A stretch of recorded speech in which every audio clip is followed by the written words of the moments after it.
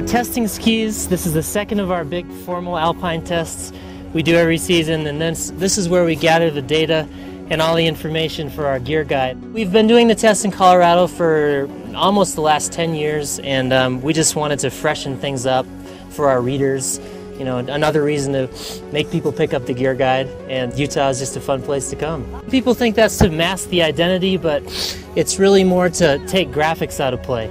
So, you know, the look good, feel good syndrome. So if you look down at the ski and you like the way it looks, you might feel like you're skiing better on it and give it higher ranks. So we want to take that factor out. And well, they're trying to be objective as possible, first of all. We do use some sponsored skiers, but we trust them and we sort of beat it into them to set their professional affiliations aside. The test crew is a pretty skilled crew, and so they're all talented enough that they can notice little nuances in the flex pattern of the ski, the side cut, how quickly it initiates a turn, if it does it mindlessly or it needs to be steered. So just little subtle differences like that. It's great to come out and ski on all the different skis, and conditions are great. Got good soft spring-like snow and great weather. You got to write down notes every run, and it's great because you get to try all the new skis that are coming out next year, like 35 runs.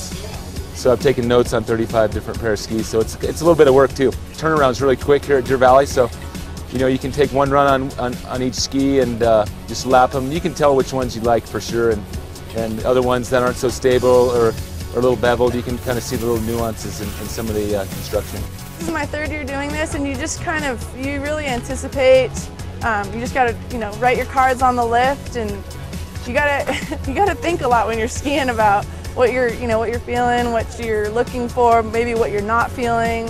Think of the poor consumer out there that's having to do the same thing in a shop. So that's sort of what I feel like I'm giving to them is, I'm taking that difficulty out of their experience of skiing, and hopefully I can guide, some people to, really pick the best skis out here and therefore go up and have that good time that maybe they wouldn't have had, or maybe they're having that much more because they're on such a great ski. Testing prior to this was really a lot more haphazard. The categories weren't as distinct, so a lot of times you were really trying to compare apples to oranges, for instance. And then once we decided that the categories had to be set apart by these specific parameters, we developed a really distinct test card that measured certain criteria that we wanted to make sure that these skis were measuring up in those areas. It's great to have Tommy here because he's one of the great technicians, and certainly gold medalist, so he's got the credentials. Probably more important than actually being a great technician or being able to stand on a ski well is being able to articulate what the ski's preferences are, what it does naturally, what it doesn't do, and be able to put that into words that another person can understand. Some people might call these moving GS panels, but we want to be safe here, so we're going to give ourselves a little room. Now it looks like it's clear, so we're going to hit it. The edge will stay solid no matter how far you got it in the snow. So, all right, here we roll.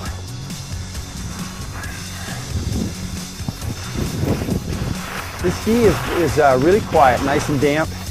It's really easy finding the entrance to the turn. You can commit right at the top of the turn fully to the ski. It's very predictable.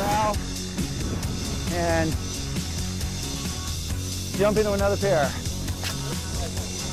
The women's specific skis have come a long way in the last decade. It used to be that the manufacturers would just slap a flowery top sheet onto the unisex skis, and they hadn't changed at all nice, even by ski. construction. And then they progressed into a kind of a dumbed down version. They started changing the construction, but it was a lot softer, so they got a real bad rap and reputation among a lot of the pros and stronger women out there. Oh, this is a super easy ski to ski. Skis have come such a long way. I mean, the difference now is we've got women off the World Cup and Big Mountain Pros who are actually choosing some of the women-specific equipment over the unisex skis. See how it feels.